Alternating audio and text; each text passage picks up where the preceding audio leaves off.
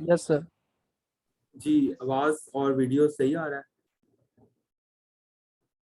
जी sir बिल्कुल। जी, नहीं आ रहा?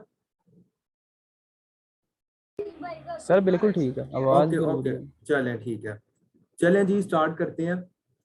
तो लेक्चर है आज तीसरा, और पहले दो लेक्चर हो गए हैं पेपर 2 पे।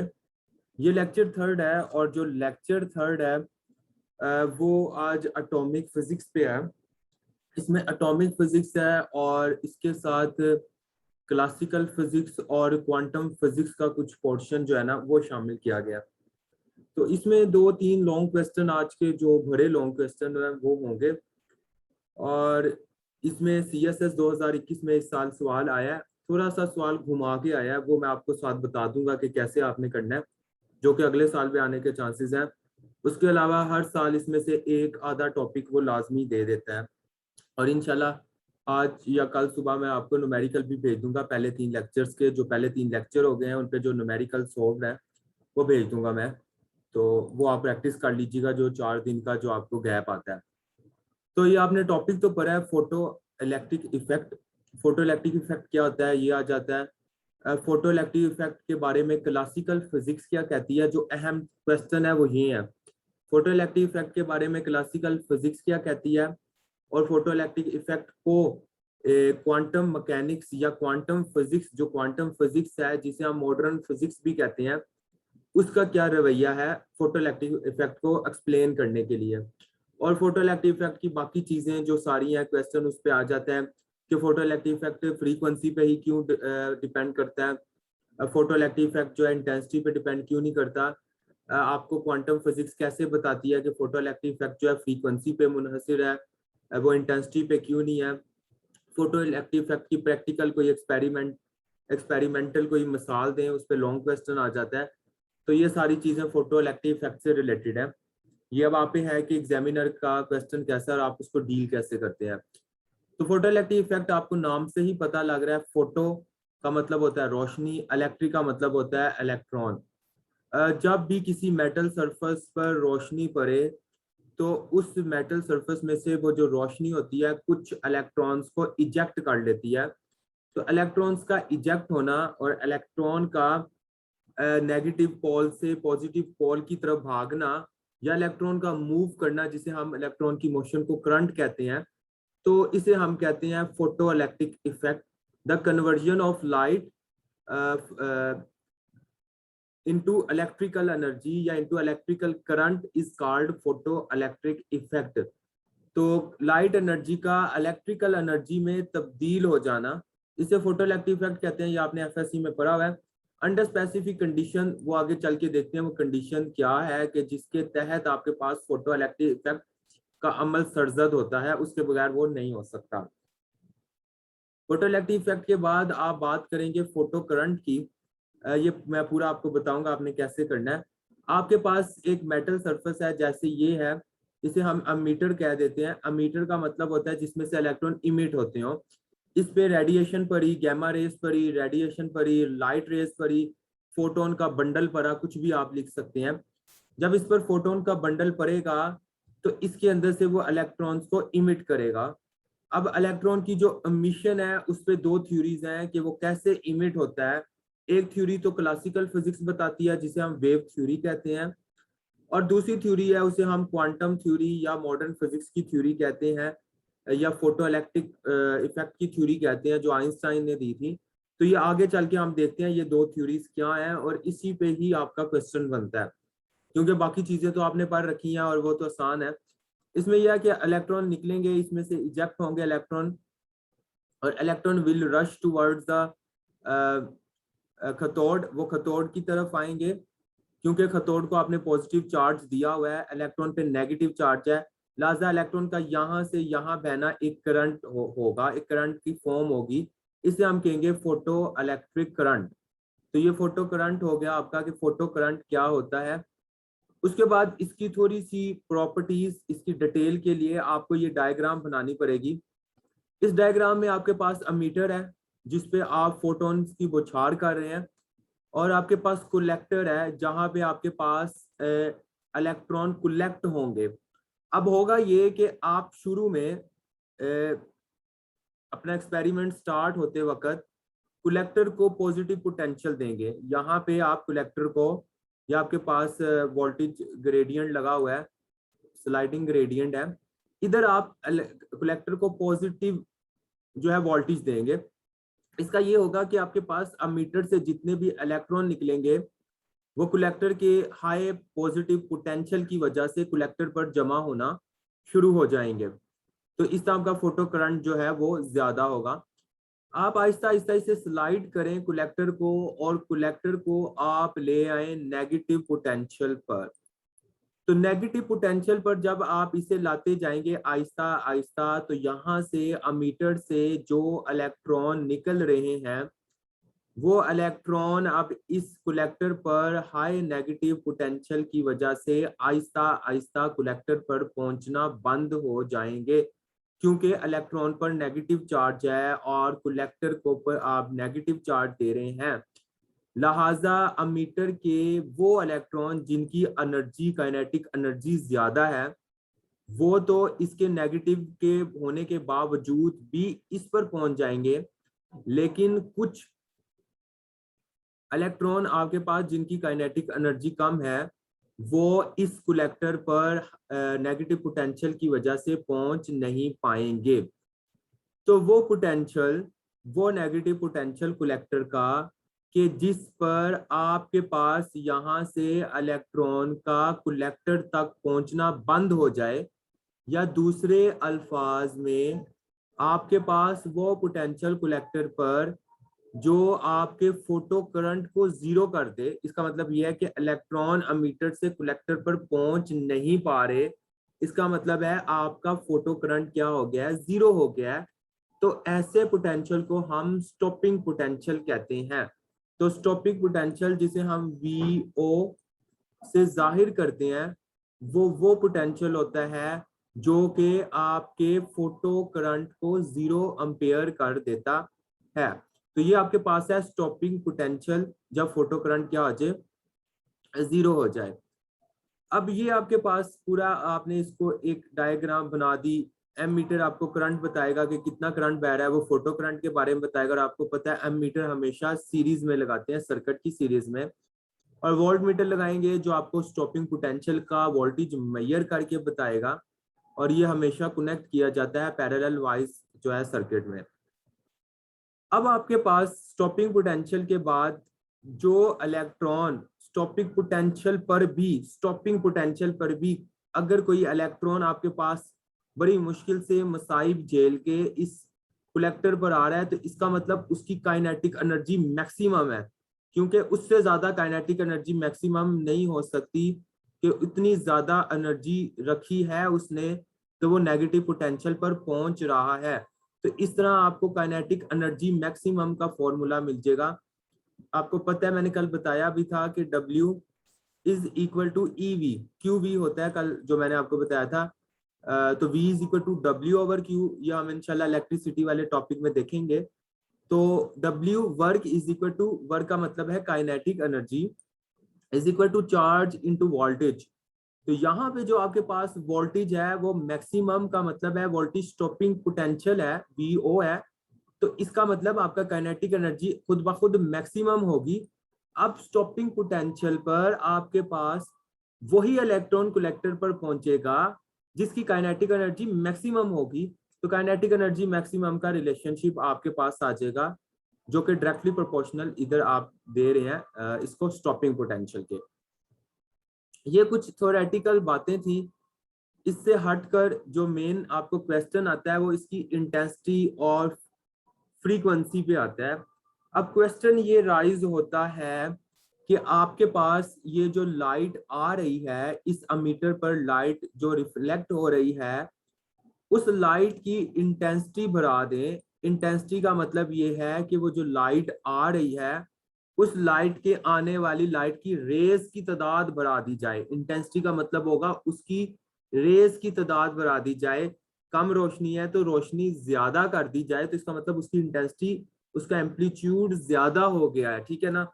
तो अब क्वेश्चन इज दिस कि आपके पास ये जो लाइट रे इधर आ रही है और वो जो इलेक्ट्रॉन को इधर से निकाल रही है, उस लाइट रे की इंटेंसिटी बढ़ा देने या कम करने से फोटो करंट पर क्या असर होगा और क्या फोटो इलेक्ट्रिक इफेक्ट इससे मुतासिर होगा कि नहीं, एक ये क्वेश्चन है।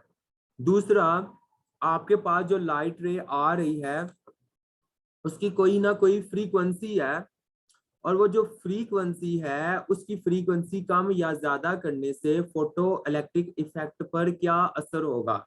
तो एग्जामिनर दो तरह से सवाल मोस्टली जो पेपर हुए हैं पूछ रहा है सीएसएस में या बाकी मैंने जो देखे हैं। एक तो वो पूछता है कि आपके पास ये जो है वेव थ्योरी का मतलब है क्लासिकल फिजिक्स की जो थ्योरी होती है उसे वेव थ्योरी कहते हैं। और दूसरा वो पूछता है मॉडर्न फिजिक्स की जो क्वांटम थ्योरी है उससे क्वेश्चन पूछता है। और एक ये सवाल पूछता है इसकी इंटेंसिटी और फ्रीक्वेंसी वाला। तो इंटेंसिटी और फ्रीक्वेंसी को देखते हैं कि ये क्या है। अगर आपकी लाइट रे आ रही है और आप इस लाइट रे को बढ़ाते जाएं, लाइट रे की इंटेंसिटी को बढ़ा दें, या इन अदर मीनिंग अगर मैं बात करूं मॉडर्न फिजिक्स की, क्वांटम फिजिक्स की, आप इसके क्वांटास को बढ़ा दें, मतलब आप इसके फोटॉन्स को बढ़ा दें, तो इसकी इंटेंसिटी बढ़ जाएगी। आपने जो एक्सपेरिमेंट किया है उसमें यह है कि अगर आप इसकी इंटेंसिटी लाइट रे की बढ़ाते भी जाएं तो इसका फोटो करंट तो बढ़ता जाएगा, इस पे इधर जो इलेक्ट्रॉन आ रहे हैं उनके पहुंचने की तादाद बढ़ती जाएगी, लेकिन आपके पास जो फोटो इलेक्ट्रिक इफेक्ट होता है उसका इन्हसार इंटेंसिटी पे नहीं होगा। इसका मतलब यह है कि आप अपने लाइट रे की इंटेंसिटी जितनी मर्जी बढ़ा दें, इंटेंसिटी जो है वो किसी भी मेटल सरफेस में से इलेक्ट्रॉन को इजेक्ट करने की सलाहियत नहीं रखती।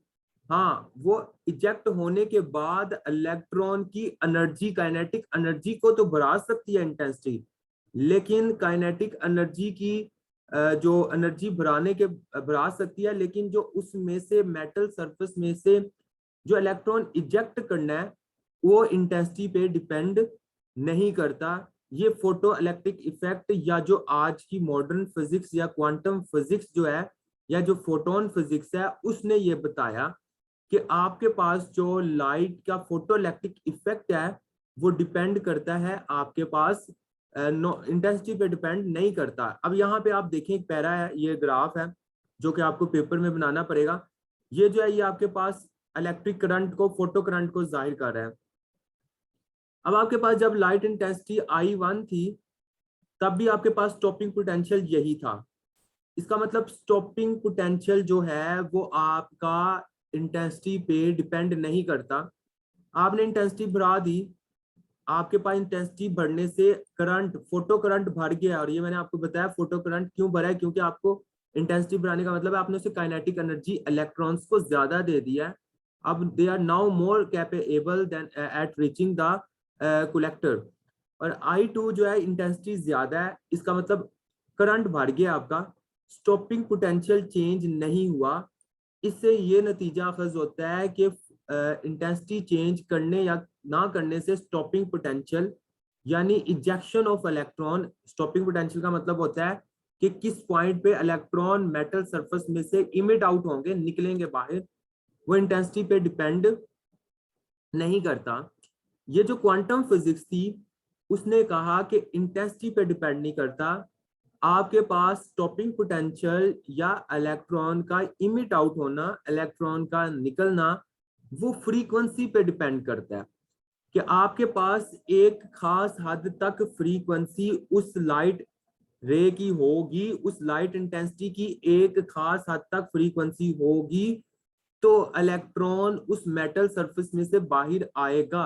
अगर आपके पास जितनी मर्जी ज्यादा इंटेंसिटी हो जाए लेकिन उसकी फ्रीक्वेंसी एक खास हद जिसे हम कहते हैं थ्रेशहोल्ड फ्रीक्वेंसी, उस थ्रेशहोल्ड फ्रीक्वेंसी से उसकी फ्रीक्वेंसी लाइट रे की, लाइट इंटेंसिटी की कम होगी तो इलेक्ट्रॉन सरफेस में से बाहर नहीं आएगा। इस फ्रीक्वेंसी को जिस जो कम से कम हो कि जिस पर आपके पास इलेक्ट्रॉन बाहर आए और उससे कम पर इलेक्ट्रॉन बाहर ना आए, उस फ्रीक्वेंसी को हम कहते हैं थ्रेशहोल्ड फ्रीक्वेंसी। अब ये देखें आपके पास ये F1 एक फ्रीक्वेंसी है, ये F2 फ्रीक्वेंसी है। F1 फ्रीक्वेंसी आपका पोटेंशियल जो स्टॉपिंग पोटेंशियल है वो आपके पास ये V1 है, और F2 फ्रीक्वेंसी पे V2 है। इसका मतलब फ्रीक्वेंसी आप बढ़ाते जा रहे हैं तो आपका नेगेटिव पोटेंशियल भी बढ़ता जाएगा, कि और ज्यादा नेगेटिव पोटेंशियल पे आपको ले जाना पड़ेगा, क्योंकि अब लाइट फ्रीक्वेंसी ज्यादा है, और ज्यादा लाइट फ्रीक्वेंसी इलेक्ट्रॉन को निकाल पा रही है, ज्यादा इलेक्ट्रॉन्स निकल रहे हैं। इसका मतलब आपका नेगेटिव पोटेंशियल बहुत हाई होना चाहिए ताकि आपका फोटो करंट क्या आ जाए, जीरो हो जाए, आपका स्टॉपिंग पोटेंशियल क्या आ जाए, जीरो हो जाए। तो ये बात थी फोटो इलेक्ट्रिक इफेक्ट की, जो कि अभी तक थ्योरीज को मद्देनजर रख के नहीं की गई। आपके पास क्वेश्चन थ्योरीज की फॉर्म में आए तो आपने थ्योरी को करना है, जो कि अब मैं पोर्शन कराऊंगा। और अगर खाली फोटो इलेक्ट्रिक इफेक्ट आ रहा है तो उसकी डेफिनेशन लिखें, एक्सप्लेनेशन लिखें, हर पॉइंट को डिस्कस करें, फोटो करंट को डिस्कस करें, स्टॉपिंग पोटेंशियल को डिस्कस करें, थ्रेशोल्ड फ्रीक्वेंसी को डिस्कस करें, मैक्सिमम काइनेटिक एनर्जी को डिस्कस करें, इंटेंसिटी डिपेंडेंस को डिस्कस करें, फ्रीक्वेंसी डिपेंडेंस को डिस्कस करें। अगर वो simple straight forward if he is asking about photo electric effect के बारे में जनरल तरीके से पूछ रहा है, ये आपके पास कुछ एक्सपेरिमेंटल रिजल्ट जो कि एंड पे आप कंक्लूजन में लिखेंगे, मैंने आपको वैसे ही बता दिया है कि फोटो इलेक्ट्रिक जो इफेक्ट है, if frequency of incident light is less than threshold frequency, अगर frequency less than frequency threshold frequency से है तो फोटो इलेक्ट्रिक इफेक्ट नहीं होने वाला। इसी तरह frequency of incident light threshold frequency से ज्यादा है तो फोटो इलेक्ट्रिक इफेक्ट होगा। इसी तरह आपके पास फोटो इलेक्ट्रिक इफेक्ट एक थ्रेशोल्ड फ्रीक्वेंसी पे होता है, तो photo electric effect is purely a frequency based concept, ये आपने याद रखना है एमसीक्यूज के लिए। Photoelectric effect depends upon frequency of incident light and independent of intensity of light. अब आपके पास जो मेन चीज है जो एग्जामिनर ने पूछना है आपसे, वो है वेव थ्योरी और photo electric effect. Wave theory का मतलब यह है कि आइंस्टाइन जब ये फोटो इलेक्ट्रिक इफेक्ट दे रहा था 20th सेंचुरी में से, उससे पहले की जो थ्योरी है वेव थ्योरी, तब फोटो इलेक्ट्रिक इफेक्ट के बारे में इल्म नहीं था। इफेक्ट तो होता था लेकिन उसको जिस चीज पर डिस्क्राइब किया जाता था उस थ्योरी का नाम था वेव थ्योरी। तो पहले फोटो इलेक्ट्रिक इफेक्ट को वेव थ्योरी जो एक्सप्लेन करती थी वो क्या कहती थी और वो किस हद तक सही था वो पूछा जाएगा आपसे। तो आपको पता है कि वेव थ्योरी जो कहती है कि इलेक्ट्रोमैग्नेटिक लाइट जो वेव्स है, और आज की भी थ्योरी कहती है कि light is composed of electromagnetic waves and electromagnetic waves have two components, electric field and magnetic fields, both propagate in perpendicular to each other। कि आपके पास जो इलेक्ट्रोमैग्नेटिक वेव्स हैं वो दरअसल लाइट वेव्स हैं, और जो लाइट वेव्स होती हैं वो इलेक्ट्रोमैग्नेटिक वेव्स जो इलेक्ट्रिक फील्ड और मैग्नेटिक फील्ड से मिलके बनती हैं उस पर मुश्तमिल होती हैं। थोड़ा सा मैंने इसके बारे में पोलराइजेशन में बताया था कि आपके पास इस तरह एक इलेक्ट्रिक फील्ड का कंपोनेंट होता है, ये इलेक्ट्रिक फील्ड का कंपोनेंट है, और इसका मैग्नेटिक फील्ड। इलेक्ट्रिक फील्ड के चेंज ऑसिलेशन से मैग्नेटिक फील्ड पैदा होता है, ये हम इंशाल्लाह फ्राइडेज लॉ में और बाकी देखेंगे। मैग्नेटिक फील्ड के चेंज होने से इलेक्ट्रिक फील्ड के चेंज होने से मैग्नेटिक फील्ड, और इस तरह दोनों वेव्स एक दूसरे को री इन्फोर्स करते हुए आगे की जानिब जो है हरकत करती हैं। अब वेव थ्योरी का मकसद था कि जो आपके पास लाइट है, वेव थ्योरी ने लाइट को एज अ वेव लिया। बस ये आप बात याद रखें कि वेव थ्योरी जो थी उसने लाइट को एज अ वेव लिया, उसने लाइट को एज अ पार्टिकल नहीं लिया, जो डी ब्रोगली का हम पढ़ेंगे इंशाल्लाह नेक्स्ट लेक्चर्स में। तो उसने वेव थ्योरी ने इलेक्ट्रोमैग्नेटिक वेव्स को, लाइट को एज अ वेव लिया। और आपको पता है जो वेव इक्वेशन है इसकी इलेक्ट्रिक फील्ड के कंपोनेंट की साइनोसॉइडल में, वह E is equal to E not sine omega T. इसी तरह जो मैग्नेटिक फील्ड की वेव की इक्वेशन है वो आपके पास है जनाबे आली B is equal to B not sine omega T. तो ये आपके पास इलेक्ट्रिक फील्ड और मैग्नेटिक फील्ड के कंपोनेंट की आपके पास क्या है, वेव इक्वेशंस हैं। किस तरह इलेक्ट्रोमैग्नेटिक वेव्स में इलेक्ट्रिक फील्ड और मैग्नेटिक फील्ड वेव की फॉर्म में जब हरकत करते हैं तो उनकी ये इक्वेशन है। अगर हम इस इक्वेशन को डाइसेक्ट करें तो ई जो आपके पास है ये ई नोट पे डिपेंड कर रहा है। इसका मतलब है कि आपकी जो इलेक्ट्रिक फील्ड की इंटेंसिटी है वो डिपेंड कर रही है एम्पलीट्यूड पे, यानी इंटेंसिटी ऑफ इलेक्ट्रिक फील्ड पे डिपेंड कर रही है। ई नोट जितना बड़ा होगा उसकी इलेक्ट्रिक फील्ड की इंटेंसिटी भी उतनी ज्यादा होगी। इसी तरह आपके पास जो मैग्नेटिक फील्ड की इंटेंसिटी है वो मैग्नेटिक फील्ड की एम्पलीट्यूड यानी इंटेंसिटी पे ही मैटर कर रही है, वो है बी नॉट। तो वेव थ्योरी कहती थी कि आपके पास अगर इलेक्ट्रिक फील्ड की वेव है या मैग्नेटिक फील्ड की वेव है, उनकी वेव्स की जो इंटेंसिटीज है वो एम्पलीट्यूड पे डिपेंड करती हैं। ठीक है, ये पॉइंट क्लियर कर लें कि जो वेव थ्योरी है वो कहती थी कि इंटेंसिटी जो है एम्पलीट्यूड पे डिपेंड कर रही है या एम्पलीट्यूड जो है वो इंटेंसिटी पे डिपेंड कर रहा है।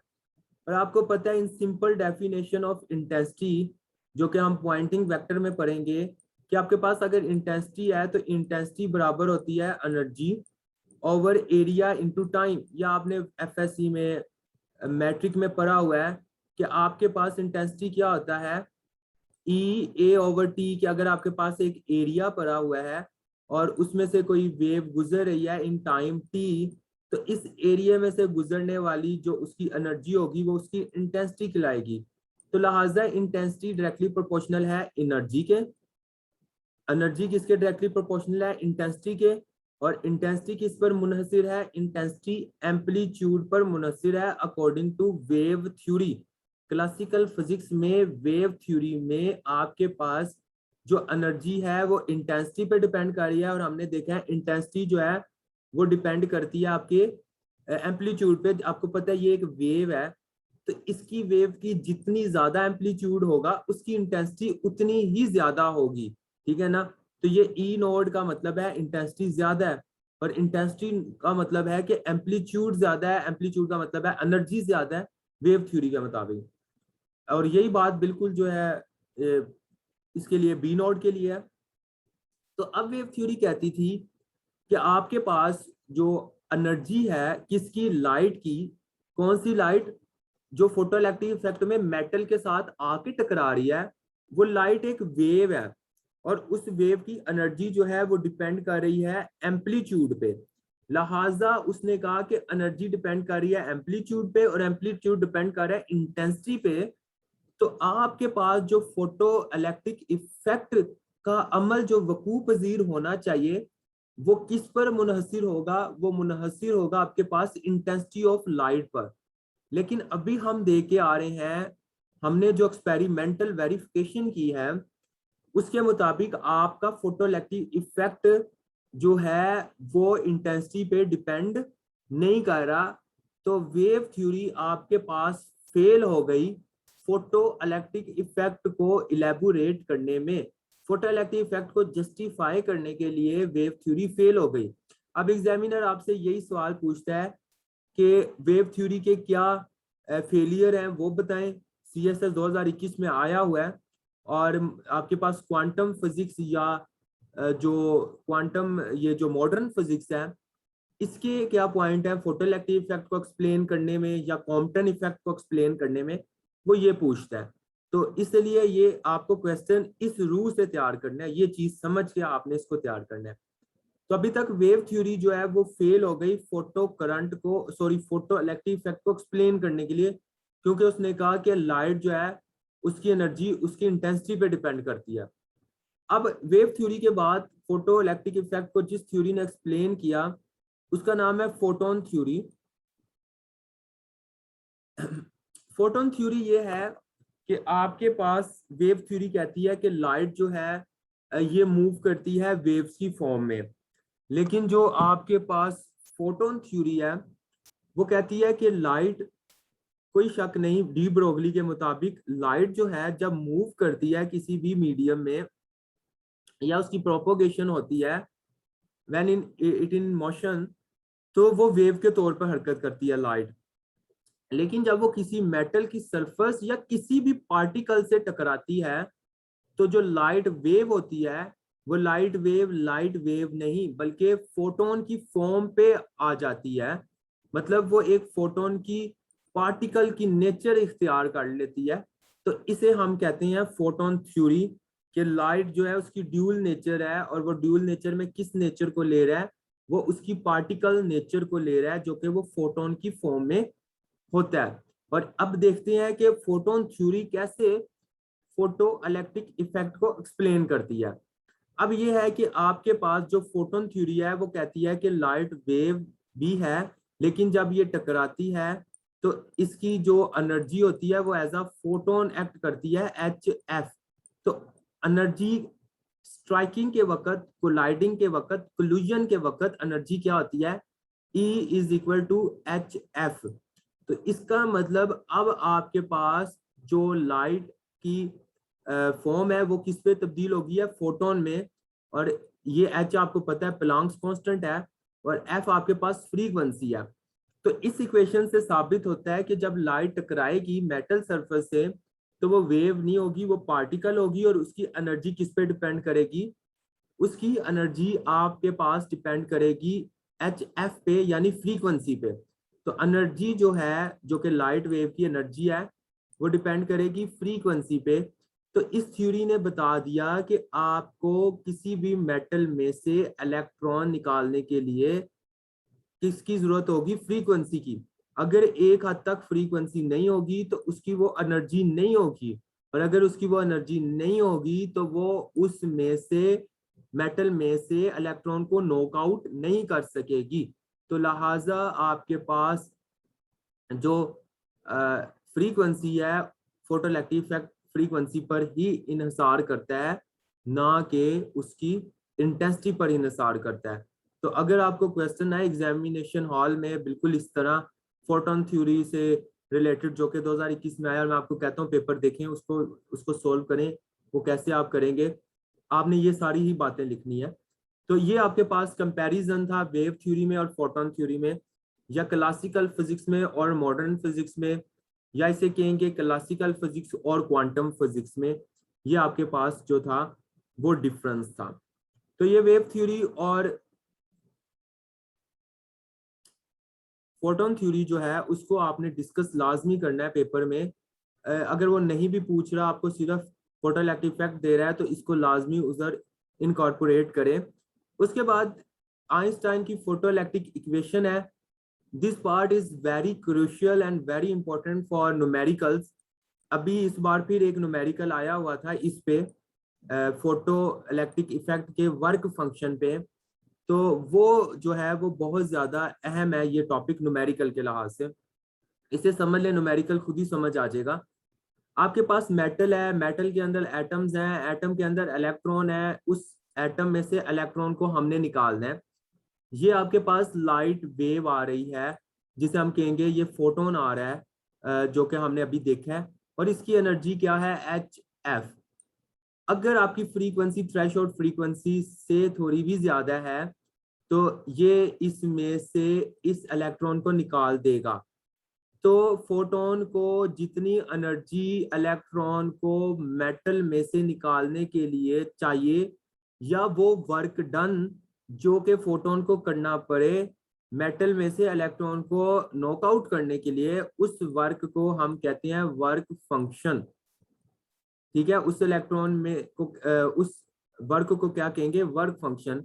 अब आपको पता है आपके पास HF टोटल एनर्जी आ रही है फोटोन की फॉर्म में। अब ये HF में से कुछ एनर्जी अपनी डेसिपेट करेगा in the form of work function. ये जो आपके पास फाई का निशान है, ये आपके पास वर्क फंक्शन है। अगर कुछ एनर्जी बच गई, अगर बच गई, तो वो एनर्जी इलेक्ट्रॉन को दे दी जाएगी in the form of kinetic energy. तो इलेक्ट्रॉन इधर से बाहर निकल जाएगा और उस एनर्जी को इस्तेमाल करेगा अपने कलेक्टर तक जाने के लिए। तो आपके पास जो आइंस्टाइन की इक्वेशन आएगी वो ये होगी कि एनर्जी जो टोटल फोटोन की है HF, वो आपके पास बराबर है work function plus kinetic energy maximum. यहां पर अगर आपके पास ये जो फ्रीक्वेंसी है, ये फ्रीक्वेंसी थ्रेशोल्ड है, तो इसका मतलब यह है कि इस फोटोन के पास बस इतनी ही एनर्जी है कि ये बस उस मेटल में से इलेक्ट्रॉन को निकालने की सलाहियत रखता है, ये मजीद उसे काइनेटिक एनर्जी प्रोवाइड नहीं कर सकेगा, ठीक है ना। तो इसका मतलब जब आपकी फ्रीक्वेंसी थ्रेशोल्ड फ्रीक्वेंसी है, then kinetic energy will be equal to 0 and the whole work function will be equal to hf node। तो आप इस तरह अलहदा से थ्रेशोल्ड फ्रीक्वेंसी पर भी वर्क फंक्शन निकाल सकते हैं और उसे बता सकते हैं कि थ्रेशोल्ड फ्रीक्वेंसी पर वर्क फंक्शन क्या होगा। तो ये आपके पास वर्क फंक्शन का फॉर्मूला आ गया। अब देखें क्वेश्चन आपको दो तीन तरह से मैंने आया आ सकते हैं, वेव थ्योरी और फोटोन थ्योरी में डिस्टिंग्विश आ सकता है। अगर वो कहता है वेव थ्योरी और फोटोन थ्योरी में डिस्टिंग्विश लिखें तो आप सिर्फ फोटोइलेक्ट्रिक इफेक्ट तक महदूद नहीं रहेंगे, बल्कि आप अगला जो कॉम्पटन इफेक्ट है उसके ऊपर भी बहस करेंगे, उससे आगे एक दो और जो बातें हम करेंगे उन पर भी आप करेंगे। तो जितने एक्सपेरिमेंट आपके जहन में होंगे आप सबको डिस्कस करेंगे ताकि आप मुकम्मल वेव थ्योरी और फोटोन थ्योरी को एक्सप्लेन कर सकें। आपका क्वेश्चन दो तरह से है, फोटोइलेक्ट्रिक इफेक्ट मुकम्मल लॉन्ग आ सकता है या थ्योरीज पे आ सकता है। वर्क फंक्शन पे न्यूमेरिकल तो पक्का होता है, लाजमी न्यूमेरिकल आता है। मैं इंशाल्लाह आज के लेक्चर 3 जो हो गए हैं उन तीनों के न्यूमेरिकल आपको इंशाल्लाह आज रात तक भेज दूंगा। उन न्यूमेरिकल पे प्रैक्टिस करें। CSS 2021 में इस बार उसने थोड़ा सा ट्रिकी सा न्यूमेरिकल दिया हुआ था। उसने 3 मेटल सरफेस दी थी और उसने कहा था कि इन मेटल सरफेस के ये वर्क फंक्शन है और लाइट जो है उसकी फ्रीक्वेंसी ये है। तो बताएं किस मेटल में से आपके इलेक्ट्रॉन निकलेंगे और किस मेटल में से इलेक्ट्रॉन नहीं निकलेंगे। तो ये आपकी एक असाइनमेंट है, इसे करें। मैं भी आपको न्यूमेरिकल दे दूंगा, उनको आप देखें। यहाँ तक वर्क फंक्शन और इससे रिलेटेड किसी का कोई क्वेश्चन है तो काइंडली मुझसे पूछें, प्लीज क्वेश्चन पूछें।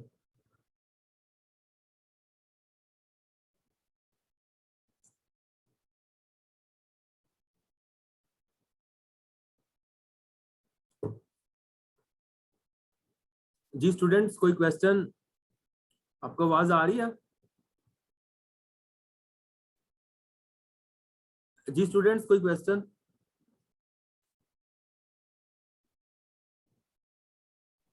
जी सर वन क्वेश्चन प्लीज। हाँ पूछें। सर ये आपने क्लासिकल थ्योरी और क्वांटम थ्योरी का रिलेशन बताया था, मीन इसमें क्या डिफरेंस है ये फोटो हम्म इलेक्ट्रिक इफेक्ट के बारे में, एक के हम्म लिहाज से और कॉम्पोनेंट इफेक्ट के लिहाज से। हम्म फिर इसको थोड़ा सा प्लीज ब्रीफ कर दीजिएगा किस तरह से इसको करना अगर आ जाए तो। देखें, जो वेव थ्योरी है वो कहती है कि लाइट जब भी टकराएगी भी वो वेव के तौर पर एक्ट करेगी। और वेव की आपको फॉर्मूला ऊपर है, E is equal to E not sine omega T, अगर साइनोसॉइडल और साइनोसॉइडल वेव के तौर पर काम करता है। तो वेव थ्योरी खाली वेव लेती है, फोटोन थ्योरी लाइट को एज अ फोटोन लेती है जब वो टकराती है। टकराने की बात कर रहे हैं। अब आपको अगर नो क्वेश्चन आ रहा है तो आप पहले दोनों का बेसिक बताएं, 3-4 डिफरेंस बताएं कि wave theory as a wave लेती है, photon theory as a photon लेती है। वेव थ्योरी जिस चीज पर इसको करती है वो आपके पास E is equal to E not sine omega T है, और जो आपके पास दूसरी है वो photon E is equal to H F पे लेती है। फिर आप उसे बताएं कि वेव थ्योरी जो है उसमें फोटोइलेक्ट्रिक इफेक्ट का क्या रोल है। फिर आप उसे बताएं कि आपके पास जो फोटोन थ्योरी है उसमें फोटोइलेक्ट्रिक इफेक्ट का क्या रोल है। फिर आप उसे बताएं कि वेव थ्योरी और कॉम्पटन इफेक्ट का क्या रोल है। आप उसे बताएं फोटोन थ्योरी और कॉम्पटन इफेक्ट का क्या रोल है। इस तरह आगे चलेंगे, मजीद आपको पॉइंट मैं बताता जाऊंगा कि आप इसको डिफरेंस को ज्यादा से ज्यादा कैसे लिख सकते हैं। जी ठीक है Aqeel? Yes sir, thank you. जी इट्स ओके। जी नेक्स्ट आपके पास है जनाब कॉम्पटन इफेक्ट। अभी तक आप कॉम्पटन इफेक्ट बस उसका डेरिवेशन नहीं आपने पढ़ी कहीं पे भी। बदकिस्मती से यहाँ पूरी डेरिवेशन पूछता है, वो 4 से 5 पेजेस की डेरिवेशन है। तो कॉम्पटन इफेक्ट की डेरिवेशन बहुत ज्यादा अहम है। ये दो जो क्वेश्चन है ये दोनों ही बहुत अहम है, और जो इन्हें कर ले 20 नंबर समझो उसके पक्के हैं, या तो न्यूमेरिकल के तौर पे या थ्योरी के तौर पे। तो कॉम्पटन इफेक्ट क्या कहता है? आपके पास जो फोटो इलेक्ट्रिक इफेक्ट है उसकी एक्सपेरिमेंटल एक और दलील जो है वो कॉम्पटन इफेक्ट है। अब क्वेश्चन आपको ये आता है पेपर में, कॉम्पटन इफेक्ट क्या होता है, कॉम्पटन इफेक्ट को डिराइव करें। PMS 2019 में 20 नंबर का ये सवाल आ गया था, एग्जैक्ट 20 नंबर का ये सवाल था कि आप इस पूरे लॉन्ग क्वेश्चन को ड्राइव करें, वो जो कॉम्पटन शिफ्ट या कॉम्पटन वेव लेंथ है उसका पूरा फॉर्मूला निकालें। इसी तरह आपको वो वेव थ्योरी और फोटोन थ्योरी पे भी क्वेश्चन पूछ सकता है या इसका तीसरा कोई